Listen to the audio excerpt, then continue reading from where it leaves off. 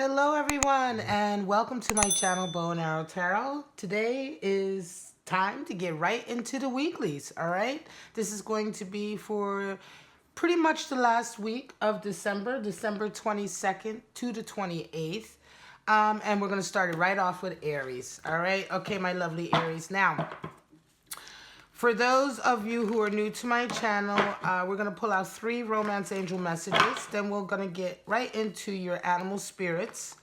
Please remember, if you have entered into the drawing for the animal spirit deck, which I mentioned in my other videos, make sure to keep your notifications on or your bell on, because I will be announcing the winner.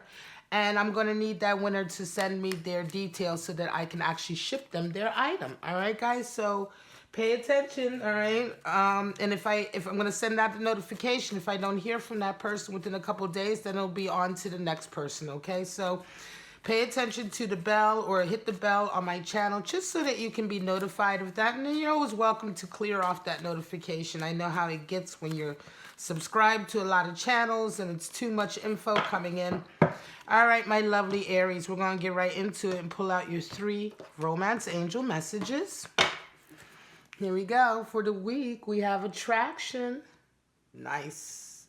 We have free yourself. Time to take back control of your life, Aries. Nice. And we have flirt.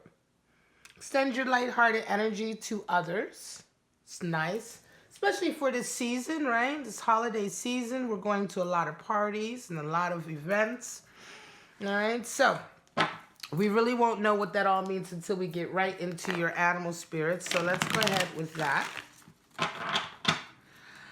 And these animal spirits are from the Wild Unknown Animal Spirit deck, which is a beautiful oracle deck. This is my favorite animal spirit deck.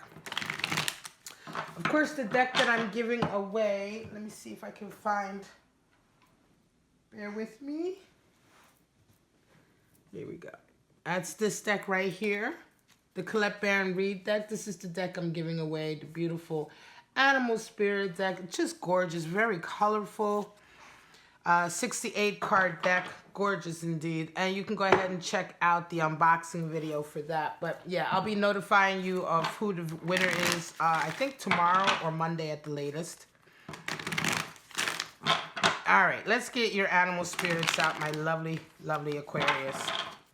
The animal spirits can indicate stages in our lives that we're entering into, can indicate energies that are becoming available to us, or they can represent characteristics or personality traits of individuals who we may be dealing with in our everyday lives, right? All right. Now, of course, just take what applies to you, my lovely Aries, and if it doesn't apply, let it fly. You know, it's not for you. Not all readings are for you, and that's okay. All right. Straight out, we have the Cobra. Wow, this is an animal spirit that really doesn't come up often in my readings. We have the octopus, water. Of course, the cobra is fire element. Octopus is water element. And then we have another water elemental, the stingray. Wow, all right. Okay, beautiful. Let's get right into those. All right, now the cobra. The cobra represents the inner teacher in us all, right? It's a fire elemental. It's ever watchful, ever loving, ever protective, right? And it's a very interesting animal spirit because it's this animal spirit comes into our lives when we have when we're prepared to learn something, and when we have prepared ourselves to learn something, right? When we have, you know, when we are open and receptive to teachings, right? And it's our inner teacher, right? It's our inner lessons that become available, right? It's like having a conversation with your soul, right? The soul is watching, and the soul is, you know, it's much older than our physical bodies, right? So the soul is a kind of teacher to us, and so it's this inner sort of understanding that something needs to be learned, right? And it's almost like an internal conversation that you have with yourself about realizing certain lessons and being ready to accept those lessons, you know. They say that when the student is ready, the teacher appears. And so in this way, the Cobra is definitely representative of that for everyone, you know, our own personal sort of, I want to say, spiritual teacher or guide. Now, the octopus, representative of water spirit, right? Water element. The octopus has very messy relationships. The octopus is the king of too much information. King or queen of too much information. This is somebody who drains you when you speak to them. They really suck all your energy.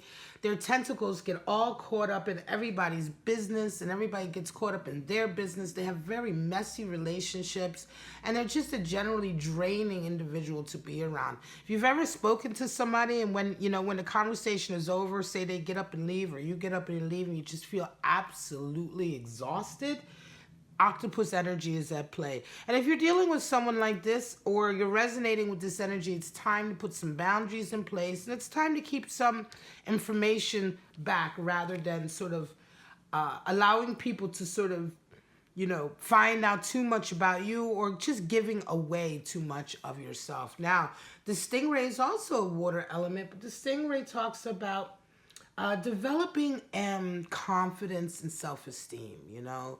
It's that, you know, the stingray has this sort of spine there, right? With all these beautiful creative colors. Talks about developing your spine, literally, you know.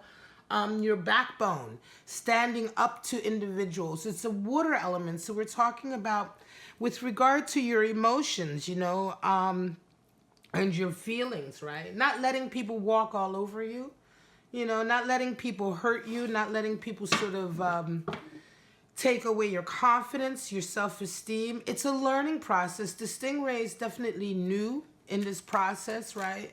So it could certainly be, if you're resonating with this, you may just recently have started to realize that, you know, enough is enough, and you're ready to sort of like stand on your own 2 feet, right? Your creative outlets are just as important as anyone else, your creative communication.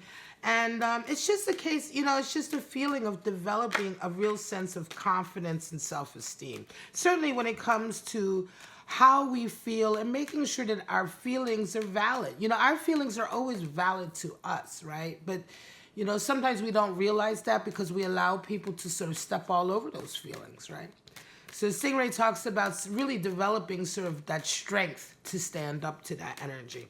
All right, guys, let's pull out 4 to 6 forecasts for you. This is how we do it for the weeklies. And the weeklies, I'll be going, this is Aries, right? I'll be going straight through the zodiac up to Pisces. The next video will be Taurus. But let's just see, what's Aries going to be experiencing this week? Of course, these are general readings. So just take what applies to you and disregard the rest. So straight out, we have 10 of Swords, 7 of Swords, 4 of Pentacles. All right, some of you are coming into this week with this 10 of Swords, finishing up a stage in your life that's really been a difficult stage. It may have taken a long time to get here, but enough is enough. It's the end of suffering. 10 of Swords is really a decision that we've made. Oftentimes it's a decision, but it's also just like you've come to the end of it, you know. There's only so, you know, you can't be hurt anymore by these swords. You can't be hurt anymore by whatever the situation was, because it's over. You have fundamentally changed. You know, fundamentally changed in the sense that the figure lying there is representative of the ego. So the old you is dead and a new you is emerging. So this is very much in line with freeing yourself, right? And you come into the week with a 7 of Swords, right? This is quite interesting. The 7 of Swords is the card for treachery. And I think you're going to find out that as a result, now that you've come out of this stage, because sometimes this can feel very much like coming out of the bubble. Sometimes when we're in the bubble, we don't see how much we're suffering or hurting. But once it's over, we come out of the bubble, we can really see a situation for what it is. And I think this week, some of you Aries are going to be finding out exactly how treacherous someone has been. Someone has been lying to you or working behind the scenes against you. That's what 7 of Swords is all about. It's the great dream thief card. And it's quite interesting because this knock-on effect, this effect that whoever this is, it's going to be somebody close to you who you probably least expect. Usually is the case here. the knock-on effect is that your financial situation or your environment, your financial abundance, your career, perhaps anything to do with sort of your money is being threatened. You're going to feel like, okay, so this person has really worked against you. You're going to realize what they've been doing this week. And it's going to round off to you having to double down and protect yourself, protect your finances, protect your financial stability. You know, even if you're living somewhere, this could be somebody who's impacting your living situation, right? They may have been, to say, for instance, if you're a roommate, you have roommates, and this person has been working behind the scenes to fuck up your relationship with your roommate. All of a sudden, by the end of the week, you find yourself possibly being thrown out, you know, having a fight, or, you know, this is a real sort of knock-on effect on your level of abundance and stability, right? And although you're coming out, you yourself are coming out of a very difficult sort of phase, this person, Seven of Swords, whoever the Seven of Swords individual is, they're carrying on. And I think that now this week, once you realize what's been going on, you're going to be very shocked. But you are going to free yourself, right? And it's going to be a case of freeing yourself. It's going to be a case of stingray energy in the sense of standing up. Could very well be that you have been dealing with an octopus energy individual who has just been all up in your business, and now you're having to sort of deal with the consequences of that. King of Cups, Page of Cups, and Judgment. All right, some of you are coming in this week with a, I'm going to say, in a particular love situation, you're finding yourself unable to stop thinking about this person. I'm going to say for some of you, you're thinking about someone that perhaps you had a falling out with, or perhaps you're not with them anymore. Something went on, but you can't stop thinking about them. You want them. You're really very much in your King of Cups. King of Cups is very possessive. It's very sort of, he can be jealous, but he's the fiery. Kings are always fire, okay? Pages are always earth. Knights are always air, queens are always water, and kings are always fire, and can help you to understand the court cards, which are notoriously difficult to master with tarot reading. But here we have King of Cups, so that's the fiery aspect of water, right? So if you can imagine, this is someone, he's the protagonist. He was the one who goes out and gets what he wants. He's very much like you, Aries, in that way, because you're the hunter. So the King of Cups is very much the hunter. He's very much the one who knows exactly who he wants, how he wants them, the way he wants them, the way he wants his relationships. And he sets his sights on that, right? It's much more confident and much more committed than the Knight. But he can become aggressive. He can become possessive and jealous. And so you're in this mode. You have your eyes set on someone this week. And the reason why I think it's someone that perhaps you had dealt with in the past, because you round your week off with Judgment, but I'll get there. Anyway, you come into the week with this, you're met with a Page of Cups. So somebody, either you or somebody, wants to exchange a cup of love. Could be that you're coming into this week with this attitude, but you're approaching somebody very gingerly, okay? You're approaching someone with a Page of Cups attitude, right? Even though in your mind you're a King of Cups, but you're being very sort of delicate about the way you're going towards them. You're just, you know, testing the waters with a little cup of love, right? And the reason why I say I think it's somebody that you've been dealing with before, because Judgment talks about reevaluating a situation that perhaps you've made a judgment on before, right? And now you see that there is perhaps a different way of looking at it. You see that perhaps you were incorrect. Maybe you were wrong. Right? Maybe you're wrong to take the stance that you took before. And in any case, your eyes are still firmly set on this person. Regardless of what happened, you can't stop thinking about them. And so this week, you make every effort to get back in touch with them. Slowly. Eight of Pentacles, Devil card, and the Tower. Wow. So Eight of Pentacles, some of you are coming into this week really sort of working very, very hard on your work, on your job, on your career, right? You're being very disciplined. You're not drinking. You're not hanging out. You're not doing anything. You're just working away to master a particular area in your life. And you're met with the Devil. This is, of course, Capricorn energy. It's associated with Capricorn. Please don't get hung up with the associations to astrological signs. So many times people ask me, am I dealing with this sign or that sign? this has happened because so many readers are constantly saying, well, you may be dealing with a Gemini, Aries, or a Leo. This really has nothing to do with the cards. Devil is associated with Capricorn, period, but does not at all indicate that you may be dealing with a Capricorn. So please disregard that. It's a red herring, and I wish that readers wouldn't do it. Eight of Pentacles is met with devil energy in the sense that you are being tested this week in a lot of ways, right? The devil comes in really to sort of say, listen, if devil is all about creative energy that's stifled, right? That is not allowed an outlet. And so you will fall into sort of addictive behaviors, codependent behaviors, dysfunctional behaviors. And I think it's a real battle with you this week. On the one hand, you're being very disciplined here. But on the other hand, this week is going to be a real sort of test, right? Because to a certain degree, although you're being disciplined, you're working very hard, there's some area in your life that you would like to express yourself more creatively. You may not be able to do that. And so devil energy is coming in this week to you, or you're meeting it head on, in the sense that things perhaps may happen this week that may sort of tempt you to go down that road, to go down a particular road of addiction, or down a particular road that is, that leads to sort of instant gratification, right? But you have a tower moment, and I think by the end of the week, you really wake up and you realize exactly how, I think the tower moment is that there's certain people in your lives, or there's a certain part of your life that is constantly providing you with this devil energy, in a sense, is constantly testing you, right? And I think by the end of the week, you're going to realize exactly where in your life this is happening and exactly how damaging it can be, because this energy that you're meeting up against here is constantly pulling you away from your square here, where you're trying to work towards something.